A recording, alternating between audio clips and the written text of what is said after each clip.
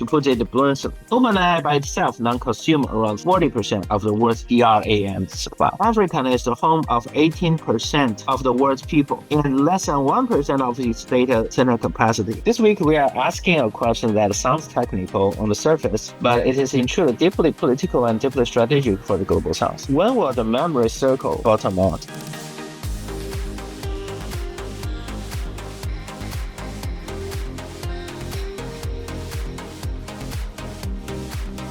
When we have added AI data centers around the world, mainly in Europe and mainly in North America, to be honest, they consume all the new life cycles of servers, and they are high performance by nature. So all the technology is concentrated there for the betterment of the companies only. We have to think about if that makes sense in the long term.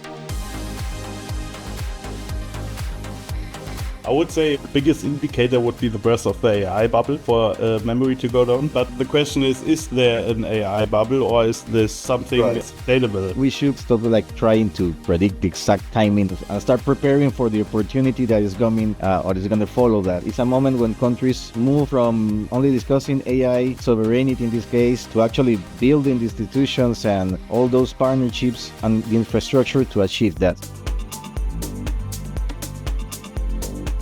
It's not practically possible for any nation to have full stack sovereignty across from compute all the way to applications like Rahul was mentioning, right? So again, managed interdependence or layered sovereignty is what is the practical option. Now we're talking about the Global South.